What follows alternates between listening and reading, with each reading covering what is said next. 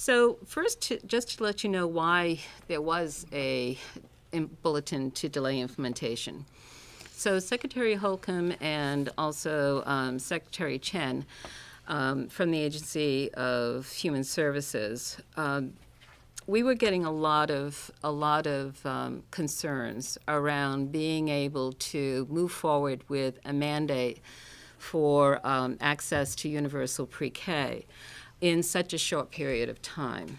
Because, as you probably know, school districts need to plan their budget virtually a whole year ahead. So they began their budget that they're going to be presenting at town meeting day this spring. They began working on that over the summer and into the fall. And because full implementation, 3, 4s, and 5-year-olds not attending kindergarten is going to be an increase in virtually every single community, they did not have enough time to actually budget for the take-up in terms of increased numbers. There is some opportunity for them to project numbers, but they still have to have the money in their budget in order to pay. And on top of that, also the state tuition rate, which would now become a requirement as opposed to a negotiated payment with individual providers.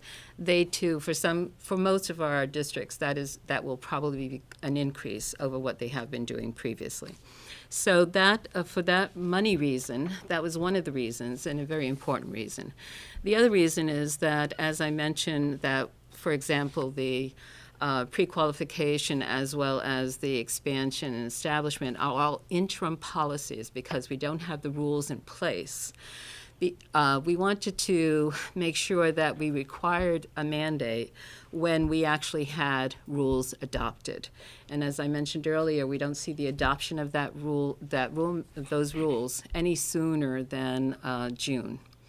And so because of that, those two major reasons, there are several other reasons, but those two major reasons really really persuaded Secretary Holcomb and Chen to delay and give school districts the option to delay. Now, it's interesting, and that's the mandate part of it. Not all parts of Act 166, like, for example, the pre-qualification, that's in place now. The expansion, that's in place now. The tuition is not in place. The requirement that you serve 3, 4s, and 5s are not in place, and that you serve all of them are not in place. But those other pieces will be in place. Those other pieces are in place starting regardless of whether you decide to move forward or not. And interestingly enough, last time I had an estimate, approximately 40 to 50% of the school districts are deciding to move forward with implementation for 2015-16 this year, this coming fall, as opposed to waiting and giving, even though they have that year to wait.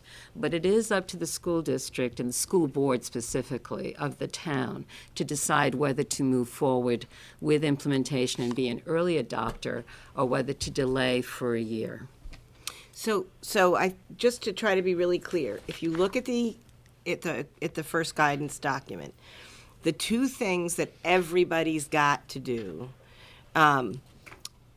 because we had to have something in place, is everyone must be pre-qualified. So even if your school district does not move forward and you hold a current partnership with them, unless you pre-qualify or unless the school itself pre-qualifies, you will not be able to conduct a program. So pre-qualification is required for everyone, for every single program. Everyone, because that will really help us as we begin to move forward and look at what our capacity is. That part is required for everybody. That's in the interim guidance. If schools need to expand their own school-operated programs or establish a program because they're looking around their community and they're seeing a need that won't be filled, that new process to get out of the lengthy needs assessment that was only under Act 62. That new process is a requirement. So it's not sort of the Wild West about the expansion. If you are expanding, no matter whether you are an early implementer or not, you have to use the process in the interim guidance. Those two things are for everybody, no matter what. For the rest, as Manuela said, the requirement to serve every child, the requirement to use every partner or establish a pre-K region, those things move and to pay the $3,000 tuition, that will move forward for the early implementers.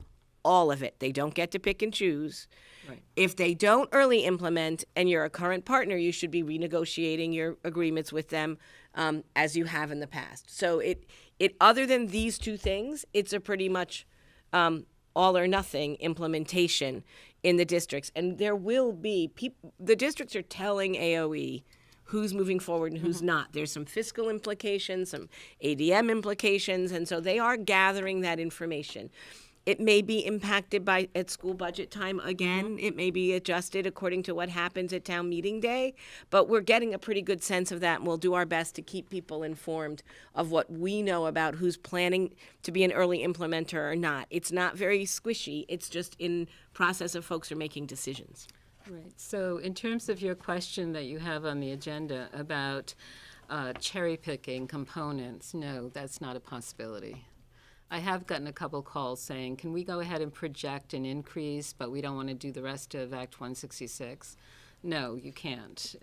You either have to do, in order to be able to project numbers so that it increases your ADM year one as opposed to waiting for the averaging over 2 years. And if you don't know what I'm what I'm talking about, That's don't the fiscal worry. implication. That's right.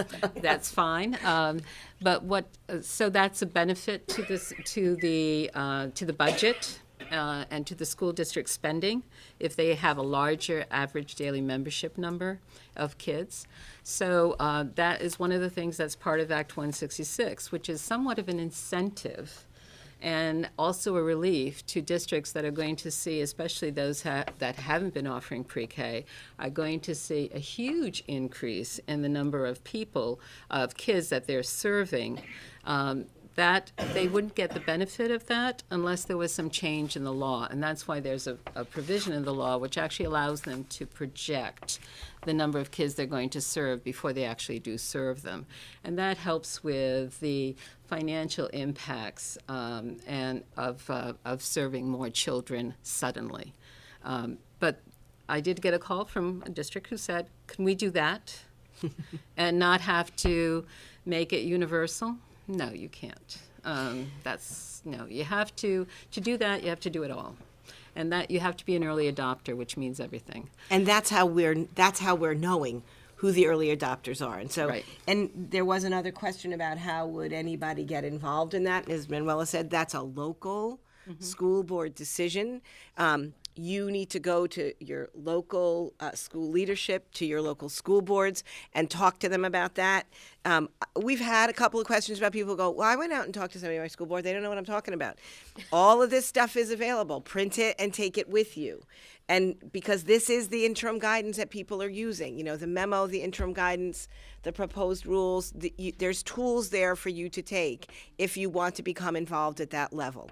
And that's where you need to do that because we're looking at that so that we have information and so that we can proceed. But those are not decisions that are made at a state level. They're really local decisions. Right. So the decision that is made at the state level is that as of everyone has to be providing universal pre-K to 3, 4, and 5-year-olds as of 2016, 2017. So that is a statewide decision. That's a requirement. So it will be a mandate whether folks want to or not. And believe me, we have gotten some pushback on that one, too. And one, I will say, I know it was a little hard for people, the transition relief, and I just want to say one of the issues was when we heard a lot of sort of reasonable concerns, one of our concerns was that people didn't then go and try to change the law and open the law up again in a very difficult session. that influenced the secretary's decision, that everybody was saying, we think this is a good thing and we want to do this, but you're pushing us too fast. So that was part of what they really listened to, that we give people time to implement. And the other thing is that we could really see a lot of schools struggling with trying to decide what the take-up rate was going to be. There's a lot of evidence from other states. Not many states have a fully universal program. I think we're maybe the fourth or fifth to go as far as we've gone, which is a wonderful thing for the state of Vermont. But the evidence is that there's not a 100% take-up rate. And so, but I think the schools struggle with that sort of what's our maximum obligation. And I think that this sort of being able to choose whether you're an early implementer or you want to watch and wait a little bit will help those folks who have less experience with serving all of their kids or no experience with serving any kids to get a sense of how it plays out in the first year. So I think it's not a bad thing. It's a good thing, and it'll be a little confusing, I think, if you happen to be a private program who serves both early implementers and people who aren't early implementing, and that's a conversation we can have as we move along. But yeah, one of the things that I just wanted to say that one of the things that the secretaries did promise in the transition bulletin is that any district that wants to move forward along with their partners and be an early adopter, that the agencies would provide technical assistance to help them figure it all out. So one of the things we want to make sure is that as we roll out Act 166, we do it in a very intentional, thoughtful, and comprehensive manner so that we have consistent, high-quality programs across the state. And that's also was good to have the possibility of an additional year to be able to not just do it, but to do it right. So this is Cynthia. Manuela, I just have a quick question too. You said about 30 to 40% of the districts are That we've heard back from. that you've heard back from are going to be early implementers. Do you have an approximate time frame, and I might have just missed it, when you'll know, when you'll have that list of who the early adopters might be? Probably after school budgets are voted on. Okay, so it could be I don't think they early can March, confirm early until they mid-March. get there, until town Okay. meeting day. Okay. And one of the things is that if you do want to have conversations with your local school board around this issue, the best time is going to be, it may not be an agenda item that says pre-K or Act 166, but it has to be part and parcel of discussions around budget. Yeah. Because it does have financial costs to communities. And town meeting day may be a good day for advocacy. Barbara? Just going to the budget component of this, I am assuming that the $3,000 is not part of the early rollout of the package. It is for the early implementers. For the early implementers, for those who are not, we will continue to negotiate the Yes. price. And just to follow up on that, the $3,000, what is is that going to be reviewed at regular intervals on what that number is, and what's that process? Well, I mean, in the rules, in the draft rules, it gives you that amount, which again, we have to have public comment about, so that may change. But within that is built in an annual increase. And of course, we'd be reviewing again, but we built in the annual increase that was built into some of the other education funding. So, I don't know if we have this up yet, but we used a pretty robust process to arrive at that figure. We didn't pluck it out of the air. We used 4 different methods, and they really converged around the number, thank God. And so that we wrote that up, and that's on the website too, Manuela said. So if you want to take a look at it, you can know where that is. We can continue that conversation, as we move along, but it's there.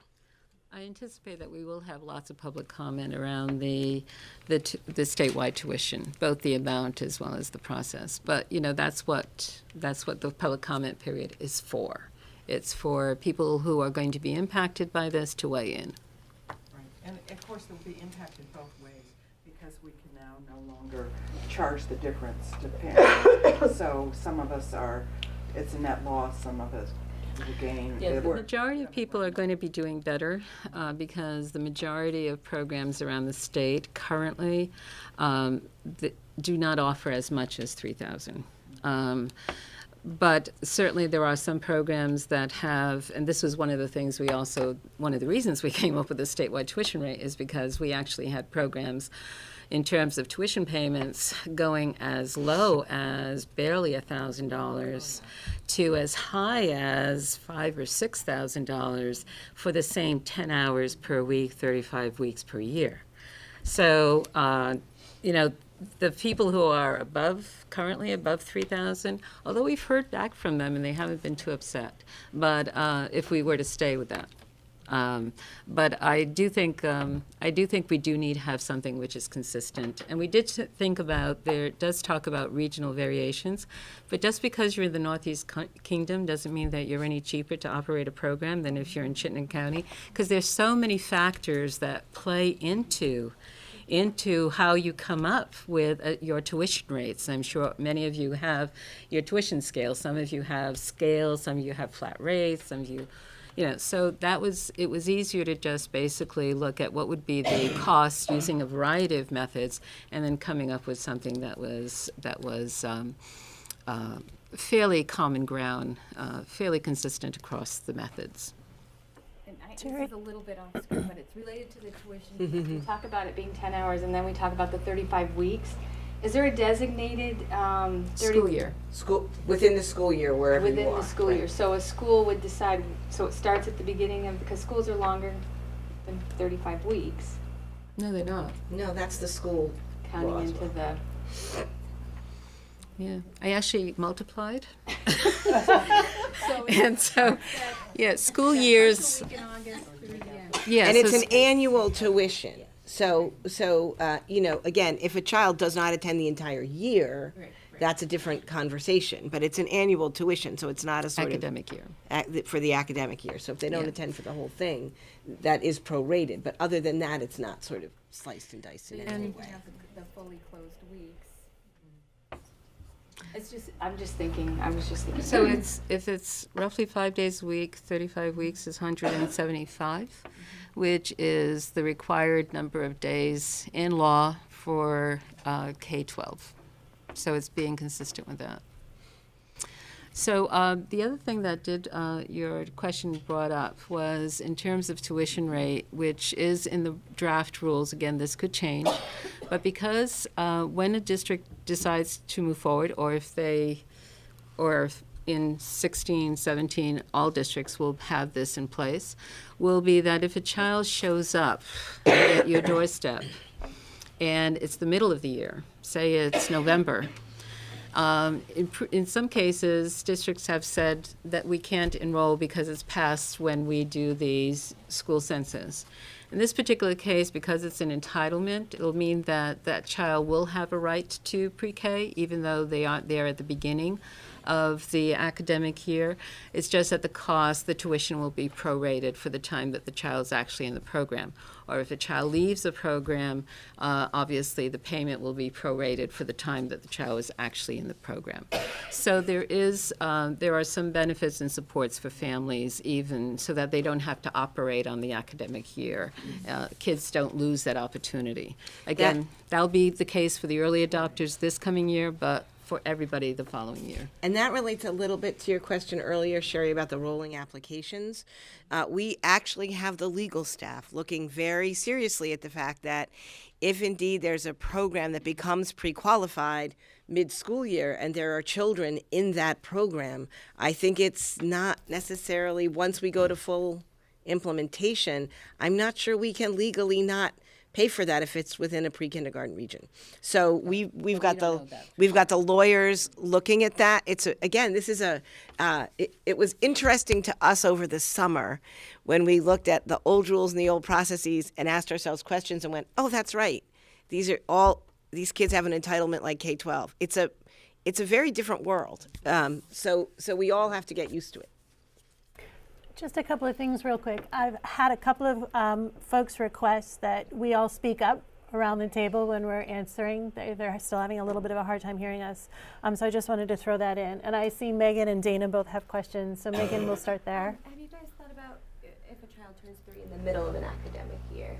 No, it has to be, and that is dealt with in the rules. So Okay. it is for children who are 3, consistent with the town's kindergarten date for entry. Okay. So, so some kids will miss out because they're September 5th and the date is September 1st. Okay.